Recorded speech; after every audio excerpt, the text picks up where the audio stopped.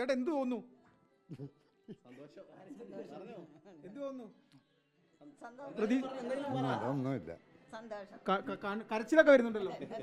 അത്രയ്ക്ക് വിഷമിച്ച് എനിക്ക് ആദ്യമായിട്ടല്ലയോ ലോട്ടറി അടിക്കുന്നത്.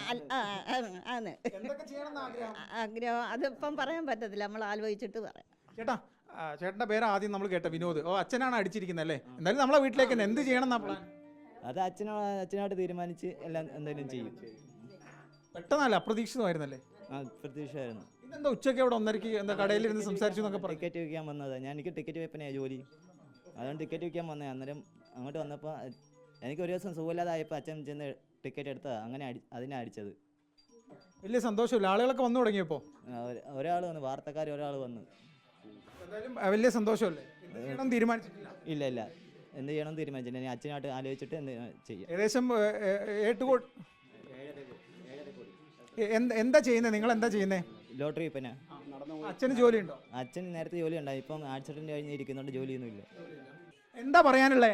നമുക്ക് ഇപ്പം പറയാൻ അടിച്ചത് ഭാഗ്യമെന്ന് മാത്രം പറയാൻ ഇപ്പം പറ്റത്തുള്ളൂ. നമുക്ക് അത്രയ്ക്ക് നമ്മൾ ഇവിടെ അലഞ്ഞ് ജീവിച്ചതല്ലയോ.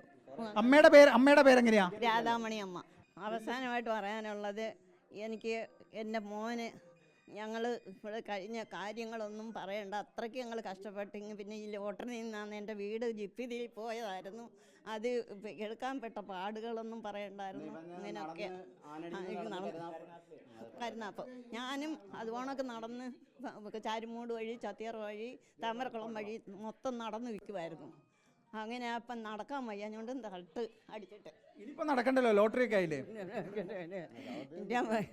നമ്മൾ നിർത്തത്തില്ല. ലോട്ടറി വിൽപ്പന തുടരും. എനിക്ക് ആവുന്നിടം വരെയും തുടരും. ഇപ്പൊ നമ്മളെ കഷ്ടപ്പാടൊക്കെ മാറിയില്ലേ? മാറി. എന്തെങ്കിലും ചെയ്യണമെന്ന് ആഗ്രഹം ഇപ്പൊ ഈ നിമിഷത്തിൽ എന്താ തോന്നുന്നത്? നമ്മുടെ കടങ്ങളെല്ലാം തീർത്ത് പിന്നെ അച്ഛനായിട്ട് കൂടുതൽ ആലോചിച്ചിട്ടേ എന്തെങ്കിലും ചെയ്യത്തുള്ളൂ.